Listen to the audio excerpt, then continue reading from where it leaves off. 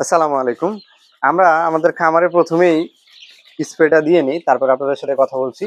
আজকের ভিডিওটা হয়তো অনেকে টপিক দেখে বুঝতে পারছেন যে আজকে মুরগির বয়স 13 দিন চলতেছে, আর এই 13 দিনে আমরা মুরগিগুলোর ওয়েট দেওয়ার চেষ্টা করব। আর বিশেষ করে একটা বিষয় আপনাদেরকে বলার চেষ্টা করব, সেটা হচ্ছে যে আমরা যারা অনলাইন থেকে মুরগি ক্রয় করে থাকি, বিশেষ করে 7, 10, 15 বা 1 মাস বয়সী, সে সকল মুরগির ক্ষেত্রে সবচেয়ে বেশি সমস্যা হয় যে আমরা ওয়েট কিংবা মুরগির সাইজটা ভালোভাবে বুঝতে পারি না।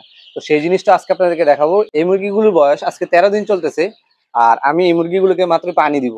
পানির সাথে আমি এনজাইম ব্যবহার করেছি, সেটাও আমি আপনাদেরকে দেখাচ্ছি। এনজাইম ব্যবহার করার মূল কারণ হচ্ছে আমরা মুরগিগুলোকে যখন খাবার দেই, দেখা যায় যে বেশিরভাগ সময়ই মুরগিগুলো খাবার এদিক সেদিক সবচেয়ে বেশি ছিটায়।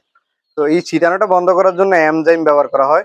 এনজাইমটা হচ্ছে, এই যে আমি আপনাদেরকে একটু দেখাই। এই যে এই ওষুধটা আমি একটু আগে ব্যবহার করেছি পানির সাথে।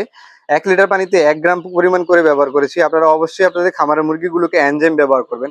এটা শুধু ছোট মুরগির ক্ষেত্রে না, আপনি চাইলে এই জিনিসটা বড় মুরগির ক্ষেত্রেও ব্যবহার করতে পারেন।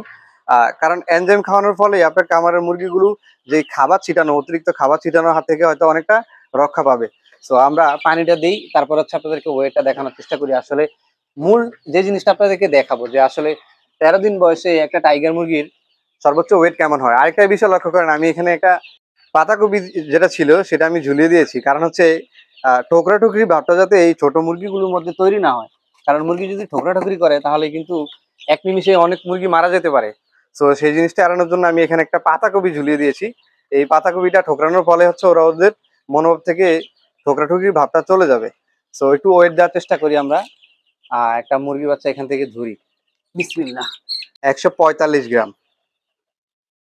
আমরা আমাদের খামারের মুরগিগুলো কিন্তু 7 দিনে, 10 দিনে আপনাদেরকে দেখিয়েছি। আজকে 13 দিনে দেখালাম যে একটা টাইগার মুরগির ওয়েট কেমন হতে পারে। আমরা আরো কয়েকটা মুরগিকে ওয়েট দেওয়ার চেষ্টা করব। আমরা এই পাত্রটার মধ্যে 4 থেকে 5টা বাচ্চা নিব, নিয়ে দেখবো এটা 96 গ্রাম আছে, আমরা এটাকে মাইনাস করে দিব। মাইনাস করে দিলাম। এখন 4 থেকে 5টা বাচ্চা নেই, এরপরে দেখার চেষ্টা করি আসলে গড় ওয়েটটা ঠিক কেমন হয়। বিসমিল্লাহ। একটা,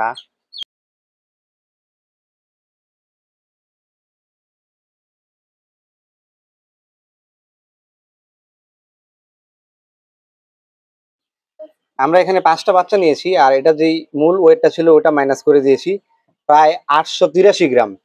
তো এভারেজে ধরা যায় এক একটা বাচ্চা প্রায় 150 গ্রাম প্লাস।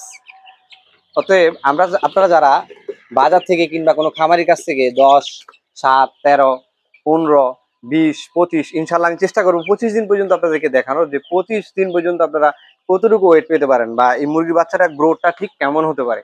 যারা বাজার থেকে মুরগি কিনেন বা খামারির কাছ থেকে কিনেন তারা হয়তো এই বিষয়টা ক্লিয়ারলি বুঝতে পারবেন। বুঝতে পেরেছেন যে আমি আজকে আপনাদেরকে কোন বিষয়টা দেখানোর চেষ্টা করেছি। মূল হিসাবটা ছিল যে 13 দিন বয়সে আপনি একটা মুরগি যদি ক্রয় করেন, টাইগার মুরগি, অরিজিনাল টাইগার মুরগি, সেটার ওয়েট কেমন হতে পারে বা শারীরিক গঠনটা কেমন হতে পারে। আলহামদুলিল্লাহ আমাদের খামারের মুরগির বাচ্চাগুলো সুস্থ রয়েছে।